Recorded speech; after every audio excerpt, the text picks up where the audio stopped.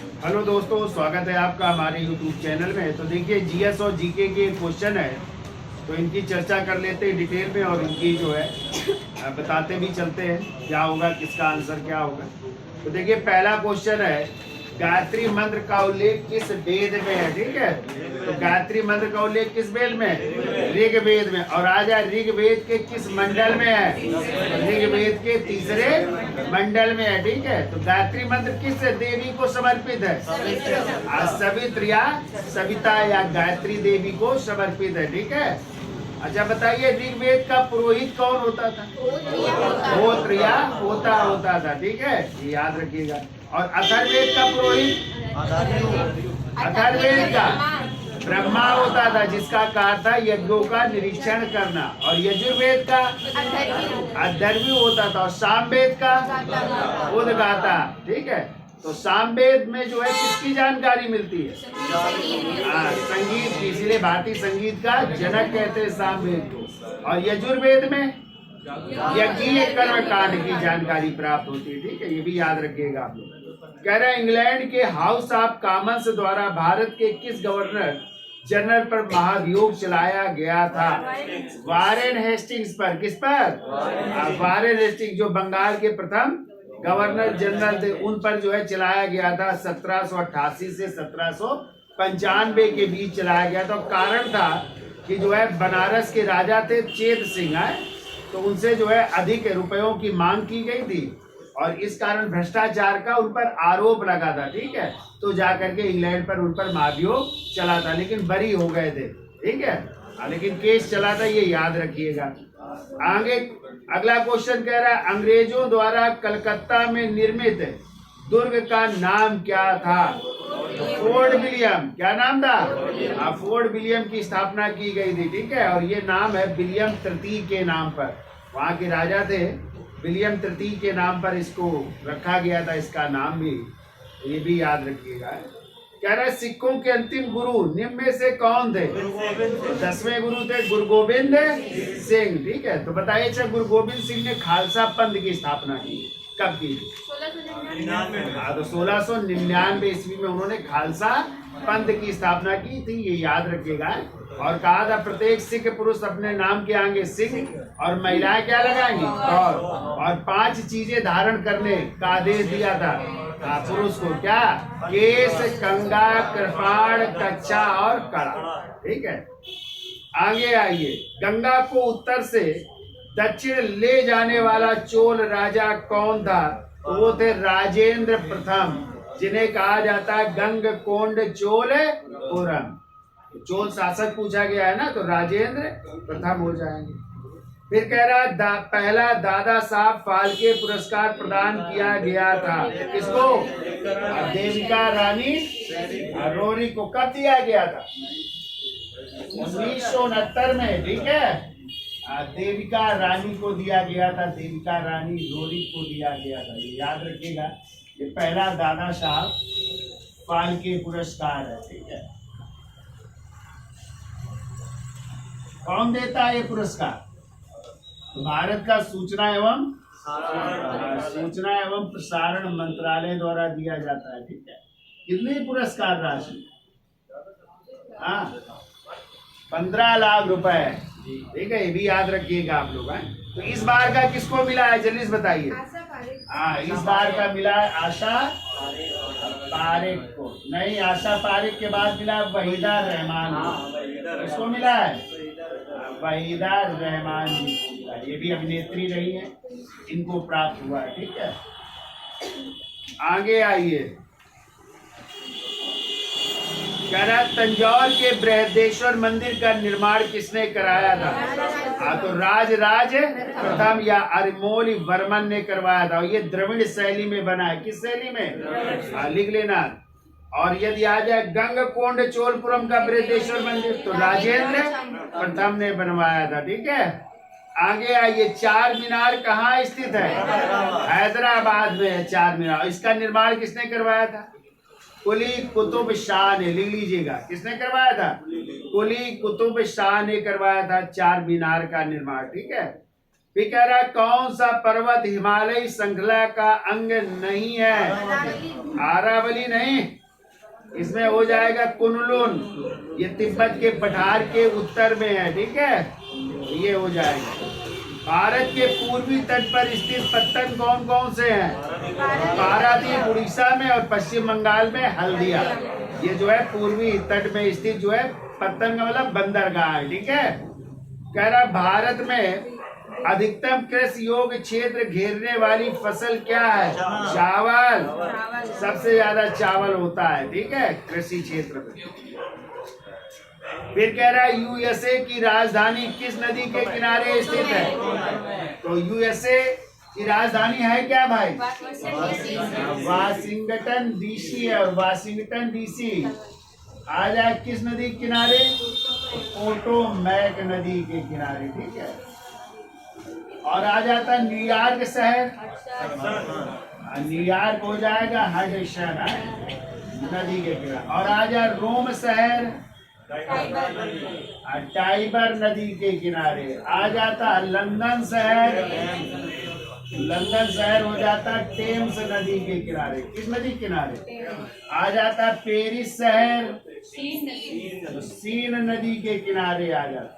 Yugoslavia की राजधानी आ जाता बेलग्रेड शहर, कौन सी? डेन्यूब नदी के किनारे, ठीक है। कुछ नदियां और इनके शहरों को याद रखिएगा, पूछा जाता है, ठीक है, तो याद हो जाएंगे। तो पोटोमैक हो जाएगी राजधानी वाशिंगटन डीसी। ये कह रहा है जिस ग्रामीण रोजगार कार्यक्रम द्वारा प्रत्येक परिवार के कम से कम एक व्यक्ति को रोजगार देने का लक्ष्य है, वह क्या है? तो जवाहर रोजगार योजना 1989 हो जाएगा, ठीक है। फिर है प्रथम पंचवर्षीय योजना में सर्वोच्च प्राथमिकता किसे दी गई? कृषि को दी गई थी। और कब से कब तक है प्रथम पंचवर्षीय योजना? 1951 से 56 तक। किस मॉडल पर आधारित थी? हेराल्ड डोमर मॉडल पर आधारित थी। और दूसरी है पीसी महालनोबिस मॉडल पर आधारित थी, ठीक है। आगे आइए, गरीबी हटाने के लिए पहली बार किस योजना पर जोर दिया गया? तो किस पंचवर्षीय योजना में? 5वीं पंचवर्षीय योजना में नारा दिया गया था गरीबी, और ये नारा देने वाली महिला थी इंदिरा गांधी, ठीक है। फिर कह रहा उत्पादन लागत पर सकल घरेलू उत्पाद यानी जीडीपी कितना होता है? तो इसमें हो जाएगा जीडीपी में इमदाद घटाकर और अप्रत्यक्ष कर को जोड़कर हो जाएगा, ये आंसर। निम्नलिखित में से कौन से अनुच्छेद में समता का अधिकार का प्रावधान है? तो मूल अधिकार है ना, समता का अधिकार कहाँ से कहाँ तक है? 14 से 18 तक है भैया, अनुच्छेद 14 से 18 तक, ठीक है। किस भाग में है मूल अधिकार? भाग 3 में। कहाँ से लिए गए हैं? अमेरिका के संविधान से ग्रहण किए गए, ठीक है। चलिए आगे आते हैं। कह रहा भारत के महान्यायवादी की नियुक्ति कौन करता है? राष्ट्रपति। हाँ, तो भारत के राष्ट्रपति करते हैं, ठीक है। किस अनुच्छेद में है महान्यायवादी? अनुच्छेद 76 में। और महाधिवक्ता आ जाता तो अनुच्छेद 100। तो वो राज्य का विधि अधिकारी होता है और ये केंद्र का विधि अधिकारी होता है, ये भी याद रखिएगा आप लोग। कह रहा भारतीय संविधान ने राज्य के नीति निदेशक सिद्धांत कहाँ से लिए हैं? आयरलैंड के संविधान से। किस भाग में है? भाग अनुच्छेद 36 से 51 तक है राज्य के नीति निदेशक तत्व है। शून्य काल किसका विशेषाधिकार होता है? लोकसभा स्पीकर का, लोकसभा अध्यक्ष का होता है, ठीक है। और शून्य काल आपका टाइम है 12 से 1, और इसके पहले प्रश्न काल, क्वेश्चन आवर होता है 11 से 12। क्या आता है? प्रश्न काल। और 12 से 1 शून्य काल, और ये निर्धारित करने का कार्य होता है लोकसभा अध्यक्ष का होता है, ठीक है। आगे आइए। एन इक्वल म्यूजिक के लेखक कौन है? इसमें हो जाएंगे टी एस इलियट, कौन हो जाएंगे? हाँ, फिर कह रहा है my best game of chess किस शतरंज खिलाड़ी की प्रसिद्ध पुस्तक है? तो ये है विश्वनाथन आनंद, तो वो भी खिलाड़ी है ना चेस। हाँ, तो उन्हीं की किताब है। ठीक है। फिर कह रहा है गामा किरणें, तो गामा किरणें क्या है? तो गामा किरणें ही उच्च ऊर्जा वाली विद्युत चुंबकीय किरणें होती, गामा किरणें, ध्यान रखिएगा। ठीक है, विद्युत चुंबकीय किरणें होती है, उस दिन अभी हमने लिखाया है। फिर आइए आगे, घरेलू मक्खी द्वारा फैलने वाला रोग कौन सा है? हैजा, घरेलू मक्खी से होता है। मानव शरीर में पाचन का अधिकांश भाग किस अंग में संपन्न होता है? छोटी आंत में। ठीक है, वहीं पे संपन्न होता है छोटी आंत। क्या मारा है? बढ़िया। हाँ, तो छोटी आंत ही होगा। ठीक है। कह रहा है उत्तर प्रदेश में सबसे अधिक पुराना विश्वविद्यालय कौन सा? इलाहाबाद विश्वविद्यालय। कौन सा? कब हुई थी स्थापना? अच्छा, सबको डंडा चलेगा। 1861 इलाहाबाद विश्वविद्यालय की स्थापना हुई थी 1887 में, और इसके जो है संस्थापक थे विलियम म्यूर।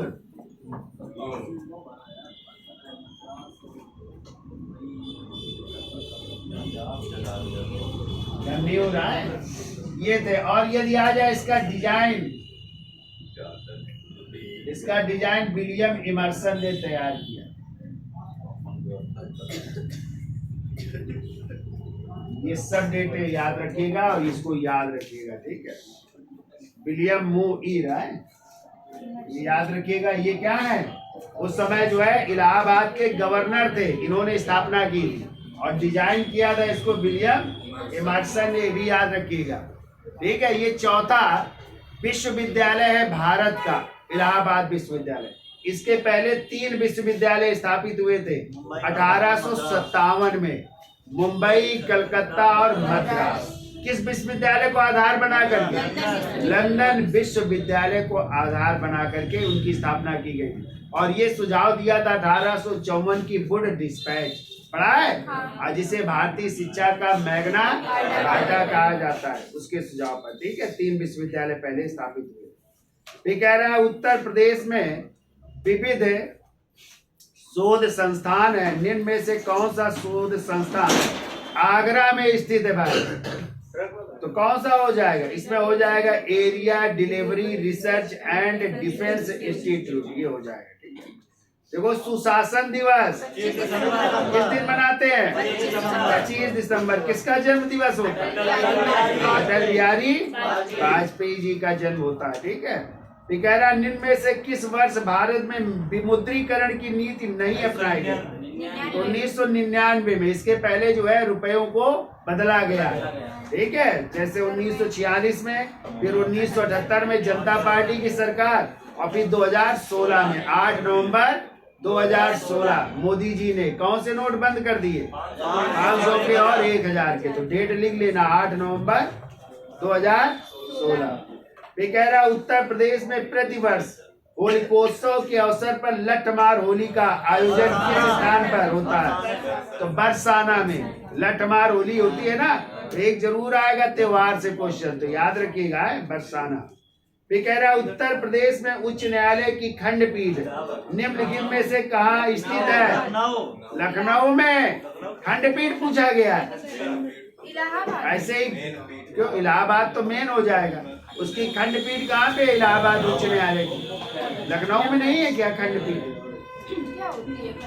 उसी के भार को कम करने के लिए यहाँ पे भी न्यायालय खंडपीठ है। ठीक है, वो कहलाती है। अरे ये छोटे मोटे गलत करोगे तो कैसे काम चलेगा भाई यार। आगे आइए, आईटी संशोधन एक्ट 2008 के अंतर्गत कौन सी धारा साइबर आतंकवाद से संबंधित है? तो धारा 66 का फर्स्ट, 66 का फर्स्ट हो जाएगी। ठीक है, सॉरी 66 का यफ बी आंसर हो जाएगा। 66 का यफ हो जाएगा। ठीक है, फिर कह रहा पारिस्थितिकी तंत्र के जैविक घटकों में होते हैं। तो पारिस्थितिकी तंत्र का मतलब इकोलॉजी सिस्टम, और इकोलॉजी सिस्टम नाम किसने दिया था? अच्छा, ये हाल है। 1935 में A.G. टांसले ने, किसने दिया था? केवल पारिस्थितिकी होता, उसकी विस्तृत व्याख्या अर्नेस्ट हेकल ने की थी। यहाँ पे पारिस्थितिकी तंत्र है A.G. टांसले ने, और इसके दो घटक है, याद रखिएगा, जैविक घटक और अजैविक घटक, यानी बायोटिक और एबायोटिक है, अजैविक घटक। और इसी जैविक घटक के 3 भाग हैं। एक आते हैं उत्पादक, दूसरे नंबर में उपभोक्ता, और तीसरे नंबर में होते हैं अपघटक। ठीक है, उपभोक्ता भी 3 प्रकार के होते हैं, प्राथमिक, द्वितीयक और तृतीयक उपभोक्ता होते हैं। ठीक है, तो इस तरह ये डिवाइड है। तो इसमें क्या हो जाएगा? सभी हो जाएंगे ना। ठीक है, भारत में हरित क्रांति को किसने सफल बनाया था? तो भारत में बनाया था MS स्वामी। कब हरित क्रांति की शुरुआत हुई? 1966 में। और किसको दिया गया था प्रमुख? कृषि, और कृषि में गेहूं को। ठीक है, और केवल होता हरित क्रांति के जनक नॉर्मन, और हरित क्रांति नाम किसने दिया था? विलियम गैड। ठीक है, ये हरित क्रांति नाम दिया था। ठीक है, तो बताओ अच्छा, नॉर्मन बोरलॉग को किस क्षेत्र में नोबेल पुरस्कार मिला? शांति का नोबेल पुरस्कार कब मिला था? 1970 में मिला था, लिख लेना है। चलिए आगे आते हैं। कह रहे वर्ष 2011 की जनगणना के अनुसार भारत में लिंगानुपात कितना है? 943/1000 हो जाएगा। ठीक है, फिर आइए 18वें एशियाई खेलों में भारत ने स्वर्ण, रजत और कांस्य सहित कुल कितने पदक जीते हैं? कोई नहीं, 15 स्वर्ण, 24 रजत और 30 कांस्य जीते थे। आंसर ये हो जाएगा। बताओ 2021 की जनगणना में किस नए वर्ग की गणना की जाएगी? तो वैसे प्रावधान था OBC, अन्य पिछड़ा वर्ग की जनगणना का। ठीक है, लेकिन जनगणना हुई कुछ जगह और कुछ जगह भी नहीं हो पाई है, और ना अभी इसके रिकॉर्ड आए हैं। ठीक है, और आज क्या चलने लगा? 24। अब देखो कब होती है। फिर आइए, रेमन मैग्सेसे पुरस्कार विजेता भरत पाटवानी का संबंध किस क्षेत्र से है? तो ये मानसिक रोगों के इलाज से संबंधित है। ठीक है, तो ये चिकित्सक थे, इनको मिला था रेमन मैग्सेसे पुरस्कार, जो फिलीपीन सरकार देती है। ठीक है, और बताइए रेमन मैग्सेसे पुरस्कार को और किस नाम से जानते हैं? एशिया का नोबेल पुरस्कार भी कहते हैं। क्या कहते हैं? लिख लेना, एशिया का नोबेल पुरस्कार भी कहा जाता है, ये भी याद रखिए। कह रहा ऋग्वेद के 10वें मंडल में निम्न में से किसका उल्लेख पहली बार मिलता है? सूत्रों का उल्लेख पहली बार है। ठीक है, और 10वें मंडल के पुरुष सूक्त में, लिख लेना, किस सूक्त में? पुरुष सूक्त में सूत्रों का उल्लेख पहली बार मिलता है। ठीक है, ये कह रहा चीनी यात्री फायान किसके शासन काल में भारत आया था? हाँ, तो किसके? चंद्रगुप्त द्वितीय विक्रमादित्य के दरबार में आए थे। ठीक है, तो पहले फायान आए, फिर संग यून आए, फिर हुएनसांग आए, फिर इतसिंग आए। ये क्रम है। वैसे लिखो, फंस गया हुएनसांग। कौन फंस गया? हुएनसांग फंस गया था ना। ऐसे फंस गया हुएनसांग, इतना याद हो जाएगा तो क्रम याद हो जाएगा। यप से फायान आए, फिर आए संगयून, संगयून या शोंगयून भी कह सकते। फिर तीसरे नंबर में आए हुएनसांग, और चौथे में आएंगे इतसिंग। तो यदि ये 3 क्रम याद है तो चौथा याद हो जाएगा। तो हुएनसांग फंस गए थे डाकुओं से, और डाकू इनको बंदी बना करके बलि देवी की बलि तो एक आंधी तूफान आया, इस कारण ये बच गए थे। हाँ, जब पढ़ोगे आप लोग तो 2 बार फंस गए थे डाकुओं से, ठीक है। हाँ, बलि देने के लिए जा रहे थे डाकू, तो याद हो जाएगा क्रम। फंस गया कौन? हाँ, तो फा से फाया चंद्र द्वितीय विक्रमा। हाँ, फिर बीच में आए सुन गई उन्होंने, फिर कौन आए? होयंसा। किसके समय आए होयंसा? हर्षवर्धन के समय आए थे, ठीक है। कह रहा है 16 महाजनपदों के बारे में किस बौद्ध ग्रंथ से जानकारी मिलती? बौद्ध ग्रंथ उत्तर और जैन ग्रंथ भगवती सूत्र से 16 महाजनपदों की जानकारी मिलती है, ठीक है। कौन सा जनपद दक्षिण भारत में? अशमा, जिसकी राजधानी पोटन या पोटली थी, ठीक है। निम्न में से किस सुल्तान ने बाजार नियंत्रण व्यवस्था लागू की थी? अलाउद्दीन खिलजी ने। किसने? अरे बाजार नियंत्रण व्यवस्था अलाउद्दीन खिलजी की है भैया। कह रहा प्रसिद्ध हल्दी घाटी का युद्ध 1576 में किसके किसके मध्य लड़ा गया था? अकबर और महाराणा। तो बताइए अकबर की सेना का नेतृत्व किसने किया? राजा मान सिंह और आसफ खान ने, जबकि महाराणा प्रताप की हाकिम खान सूर ने किया था। ये लिख लेना आप लोग, ठीक है। और इसी युद्ध में गाजी की उपाधि प्राप्त करने के लिए कौन एक इतिहासकार शामिल हुआ था?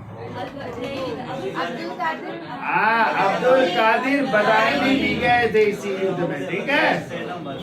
आगे आइए। कह रहा ललित कला एकेडमी की स्थापना किस वर्ष हुई थी? 1954 में। कब हुई थी? फिर कह रहे उस्ताद बिस्मिल्लाह खां का संबंध किस वाद्य यंत्र से है? शहनाई। तो सरोद वादक कौन है? हाँ, उस्ताद अमजद अली खां। कौन है?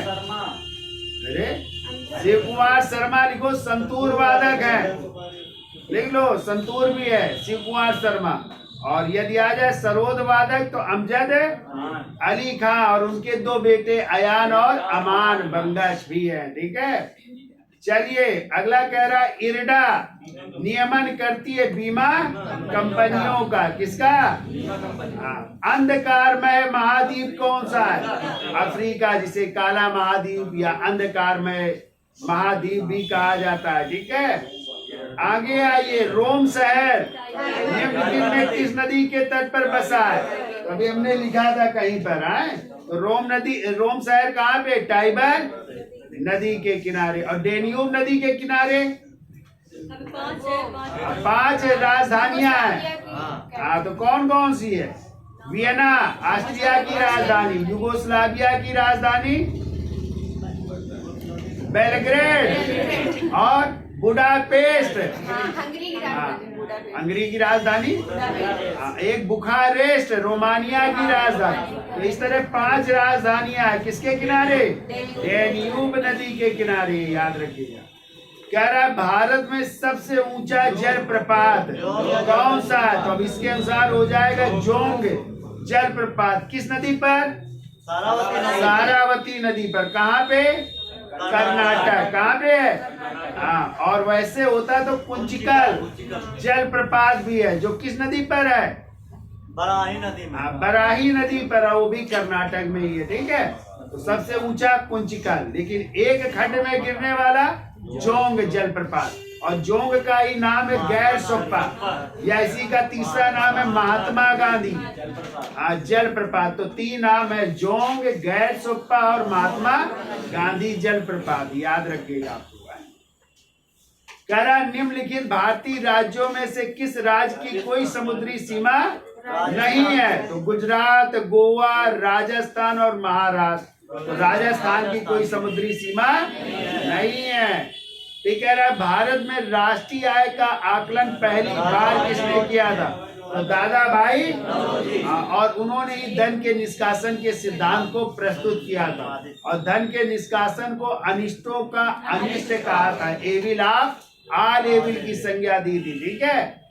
ये भी याद रखिएगा आप लोग। ये कह रहे हैं महाल नोबिस मॉडल का संबंध किस पंचवर्षीय योजना के साथ जुड़ा हुआ है? तो अभी हमने आपको बताया था दूसरी पंचवर्षीय। इनका पूरा नाम था प्रशांत चंद्र महाल नोबिस नाम था। प्रशांत चंद्र महाल नोबिस नाम था। आगे आइए, भारतीय अर्थव्यवस्था के किस क्षेत्र में सर्वोच्च उत्पादकता है इस समय? तो इस समय हो जाएगा कृषि नहीं, परिवहन, संचार एवं वाणिज्य। 3 क्षेत्र दिए हैं। 18.5% है, कृषि का 17% है। ठीक है।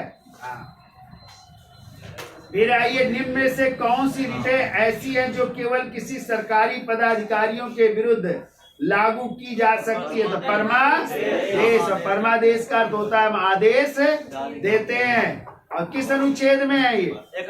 अनुच्छेद 32 संवैधानिक उपचारों का अधिकार। तो ये रिटें कौन जारी कर सकता है? या तो सर्वोच्च न्यायालय या उच्च न्यायालय। तो बताओ, सर्वोच्च न्यायालय किस अनुच्छेद के तहत? 32 के तहत। और उच्च न्यायालय 226 के तहत। तो जैसे बंदी प्रत्यक्षीकरण, उत्प्रेक्षण, अधिकार परीक्षा, परमादेश और प्रतिषेध। ठीक है, ये 5 प्रकार की रिटें जारी करने का अधिकार है उच्चतम न्यायालय और उच्च न्यायालय को। फिर कह रहा है, भारत में नागरिक कितने वर्ष की आयु में वोट दे सकते हैं? 18 वर्ष। कितने वर्ष की आयु में? पहले कितनी थी? तो किस संशोधन द्वारा की गई? 61वें संविधान संशोधन द्वारा जो है उम्र 21 वर्ष से घटा करके 18 वर्ष कर दी गई मताधिकार की आयु। ठीक है। कह रहे हैं, राष्ट्रपति रामनाथ कोविंद द्वारा 1 दिसंबर 2017 को किस राज्य में हार्नबिल फेस्टिवल का उद्घाटन किया गया? ये बहुत पूछा जा रहा है। हार्नबिल फेस्टिवल कहाँ का त्योहार है? नागालैंड का त्योहार है। ठीक है। आगे आइए, पंचायती राज व्यवस्था संबंधित प्रावधान भारतीय संविधान की किस अनुसूची में रखे गए हैं? अनुसूची पूछा गया है भैया, भाग नहीं पूछा गया है। अरे महान लोगों, भाग 9। ठीक है। पंचायती राज व्यवस्था अनुसूची 11वीं अनुसूची। कौन सा संशोधन? 1992। कितने अनुच्छेद? 16 अनुच्छेद जो शुरू होते हैं 243 से लेकर के 243 के। और पूछे जाए इसमें जो है विषय कितने हैं? इसमें विषय है 29। इतना तो याद ही होना चाहिए। अब ना बोलना भाग बताओ। भाग नहीं पूछा गया, अनुसूची पूछी गई है और भाग मार दिया है तुम लोगों ने। अनुसूची किसमें है? 11 में है। ठीक है। तो 11वीं अनुसूची हो जाएगी। ठीक है। फिर कह रहे हैं, द लॉस ऑफ इनहेरिटेंस किसकी कृति है? किरण देसाई की। और इनको भी बुकर पुरस्कार मिल चुका है इस पुस्तक के लिए। ठीक है। तो अरुंधति राय की कौन सी किताब है?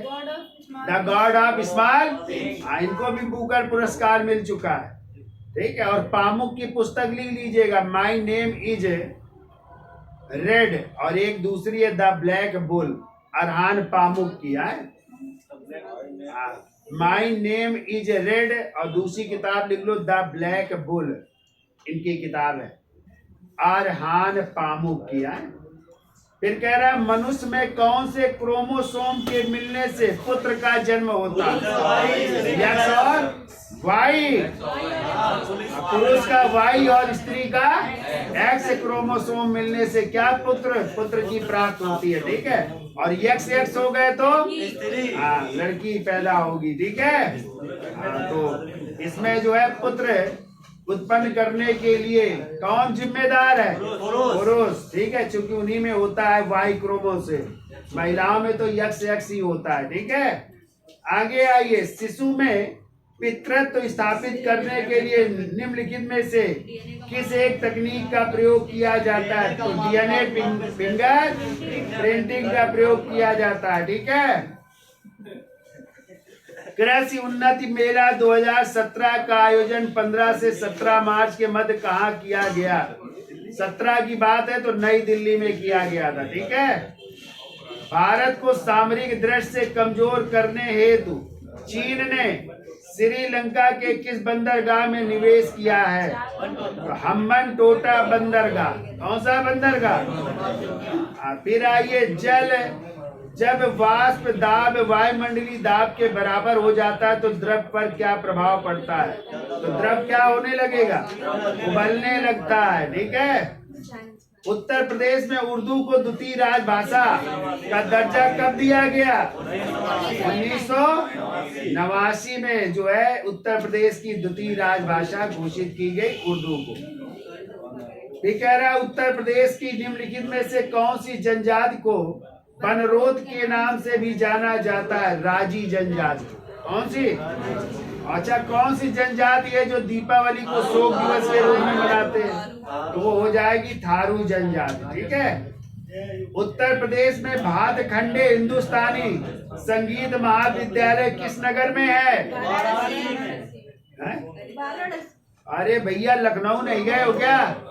लखनऊ में है भातखंडे हिंदुस्तानी संगीत महाविद्यालय। बनारस नहीं है, लखनऊ होगा।